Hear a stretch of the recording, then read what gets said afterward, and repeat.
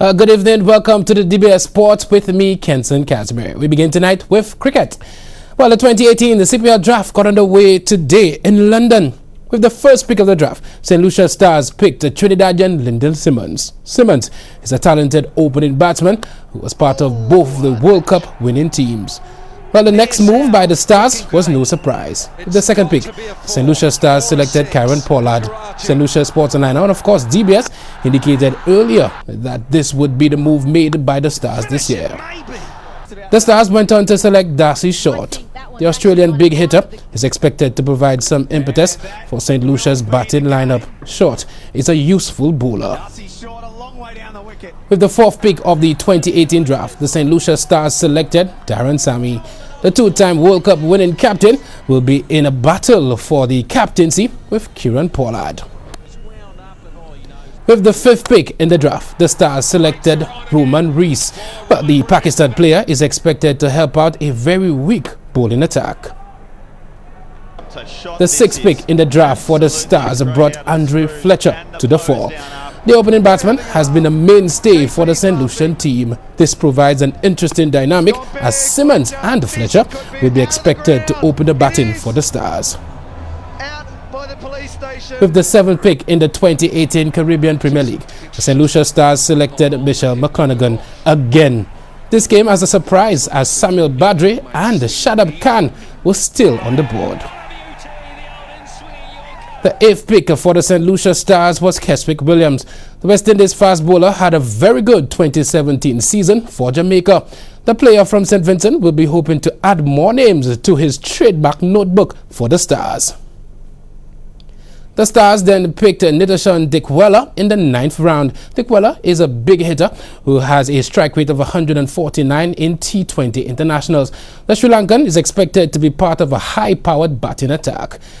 Big guy Rakim Cornwall was then selected by the Stars in the 10th round. The heavy-set player has been having a great year with the Leeward Islands and West Indies A. The big hitter has also shown improvement with the ball. Well, Qais Ahmed will be the first player from Afghanistan to play in the Caribbean Premier League. The Stars selected the player in the 11th round. The 17-year-old spinner may provide a surprise package in the bowling department for St. Lucia. Kevin Hodge was another player selected by the Stars. Hodge had a very good regional season. The left-hand spinner is also a useful batsman, a useful one. Perhaps the shock of the draft was a Jamaica selection of St. Lucia's Johnson Charles. As St. Lucian has been experiencing a dip in form, Charles will be looking to turn things around this year. So, with regards to the Stars franchise, we ask who should be named the captain of the Lucian franchise? Well, log on to www.stluciasportsonline.com to vote. We will be reading out the results in another sportscast. Go ahead and vote. Well, in schools cricket, defending champions Sir Arthur Lewis Community College hammered the Castries Comprehensive by 309 runs to send a strong signal to their opponents that they will not be surrendering their Massey United Insurance under 19 schools cricket title easily. Batting first on Wednesday at the Grosley playing field, they piled up 421 for 2 in 33 overs, with Dean Edwards smashing 179. Jad Goodman scored 96, well done cuz, and Dominic O'Geese was undefeated with 48. Castries Comprehensive, they were restricted to just 112 all out in 24.2 overs. Zai Antoine top scored with 36. Dudley Charles had the best bowling figures of 4 for 22 from 6 overs. Well, while many St. Lucian athletes in the various sporting disciplines enjoyed the celebration of the nation's 39th independence anniversary, the sport of boxing received some devastating news. The International Olympic Committee announced that all Olympic solidarity boxing-related activities are suspended until further notice. Wow. According to the letter sent to the president of all the local boxing associations, dated February 22nd as Independence Day 2018, some of the components of the related activities will include the individual scholarships allocated to athletes preparing for the Olympic Games, individual scholarships for boxing coaches, athlete preparation subsidies for all continental and regional games, technical courses for coaches, and development of national sports system projects in boxing. Wow. Well, the International Boxing Association has been marred in controversy over mismanagement of funds, similar to what occurred with the sport of football in recent years. President Chinku Wu was provisionally suspended by the discipline Disciplinary Commission of the Olympic Committee in October of 2017. Wu, who was elected IBA president in 2006 and was a member of the International Olympic Committee's executive board, has rejected claims of financial mismanagement and accused opponents of political maneuverings as part of a power struggle. The National Archive Authority held the launch of the Sports Archive on March 1st, 2018. This is the second special collection launched by the National Archives Authority. The first, held on November 22nd, 2017, on the Feast of St. Cecilia, was the Music and Entertainment Archive. Well, the organizers had a small exhibition at the main hall of the National Archives, and presentations were made to highlight the achievements of our sportsmen and sportswomen. The authority called all of St. Lucia to assist the National Archives towards making more donations for the collection. National activist, that's Mr. Margot Thomas, said donations to the Sports Archive can include radio and TV broadcasting, recordings in various formats, published articles, photographs and photo albums, videos, as well as policy documents, promotional items and memorabilia, trophies and medals, flags and banners. Well, at the launch, portraits of outstanding sportsmen and sportswomen were unveiled, and others were recognized for their contributions and achievement. The month of March is observed each year as Archive Month, and a number of other activities are planned. Wow, well, we take a break, but when we come back, well, no one seemed to want to win this year's very exciting St. Lucia Football Association Division 1 football competition.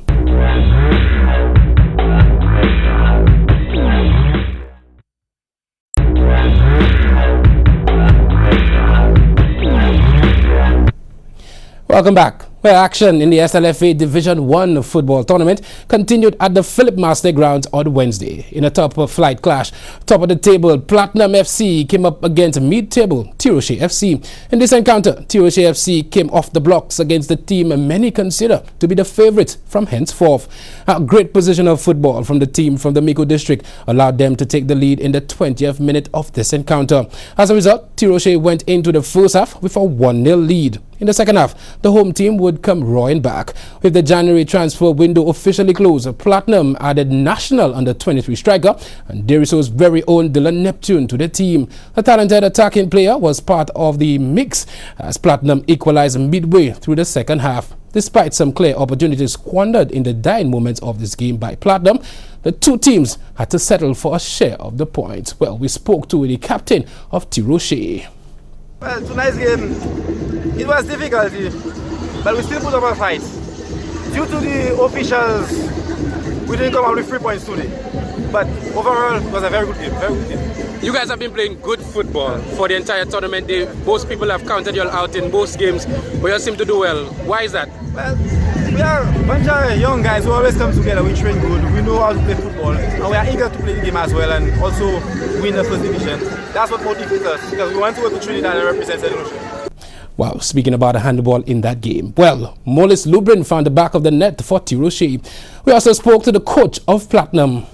I must say that I am disappointed, not just the fact that we did not get the 3 points, but I think our approach to the game, I'm beginning to think that there was a level of underestimating on the team, on the part of my players. They did not approach the game as we planned and as we discussed in the dressing room. And I really believe that what happened in the first half was as a result of complacency on the part of the players. All right, well, you guys still 1 point, as we know, still on top of the league. 2 games to play. What's next for you guys? Well, I think what has to happen, the next 2 games has to be a must-win. Obviously, we have to look at the errors that we committed and see how we can put ourselves in a better position for the next 2 games. Javid Joseph found the back of the net for Platinum. Well, this result left the door wide open for VSADC to win this year's title. Did they take that opportunity? In another close encounter, home team Alez from Ancillary took on top of the table VSADC. In this encounter, VSADC got on the score sheet first to briefly take pole position in this year's tournament. Yet, as they did in the last game, Alez would come roaring back. The team from the West Coast came back to level this matchup midway through the second half. As a result, the game ended in a 1-1 draw. Action continued in the ever-exciting Division 1 Cup with the second game of the doubleheader on Wednesday evening in Vieux Fort. In front of avid football fans in the Vieux Fort, Uptown Rebels took on defending champions Northern United All-Stars. After both teams played direct football in search of a go-ahead goal, the score remained 0-0 after 45 minutes, and the second half provided some more of the same, as both teams seemed to struggle to play free-flowing football. However, in a moment of football comedy, Jovic McFarlane found the back of the net for Uptown Rebels. We spoke to Jovic McFarlane. It was a must-win for us, and we needed that 3 points for us to stay in the top. Yeah, it was good. All right, what's next for you guys? Yeah, we playing TOC next, and that is a must-win for us still. We're going hard, never give up, Uptown Rebels. Yeah, we did. Well, Northern United's defender Trevon St. Prix headed the ball to his own goalkeeper and his brother, Jovan St. Prix. The keeper failed to collect the ball as McFarlane went on to find the back of the net. As a result, Uptown won this encounter 1-0. This puts Uptown within 1 point of the table leaders. Wow. So, true to the nature of this tournament, 3 teams are level on points at the top of the table. Platinum FC has 9 points, but a superior goal difference to VSADC, who is also on 9 points. The other team sitting on top of the competition is Lincoln Phillip and Big Players, who defeated RV Juniors 2-1 on Wednesday night. But they have a huge goal difference to make up. Now, Junior Female Table Tennis Player of the Year, Sharice Darcheville, is the top female performer at the 2018 Independence Day Classic Table Tennis Tournament. Sharice won the Girls Under 18, Women's Singles and Division II Open Tournament, which featured both male and female competitors. She also got a second-place finish in the mixed doubles event. Other outstanding females included Maya George, who placed second in the Under 18 Girls Tournament, third in both the ladies singles and Division II singles, and first in the mixed doubles.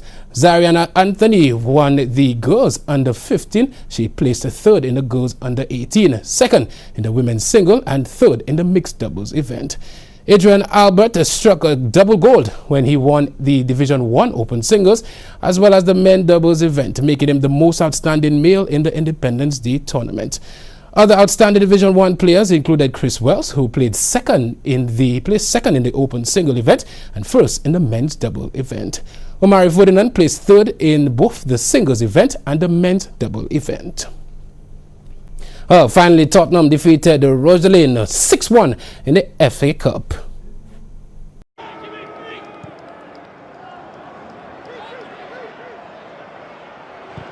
As Son, goalkeeper got to it, and Lamela knocks it in. And this is what did Zoko. Dangerous square ball, and Doan got there before Trippier, knocked out by Foyt.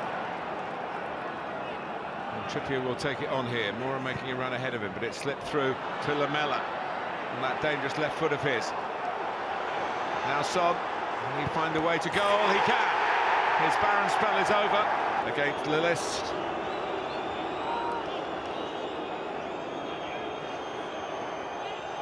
Little shimmy, and just can't get it inside that far post. Here's Llorente, and Tottenham. Lucas Moura. Son for Lucas Moura, and it's another one, but that's good play. And here's Son standing it up, and Llorente has a hat-trick. Well, true to form, Tottenham are through to the quarterfinals of this competition. Well, that's sport. The DBS News continues after the break.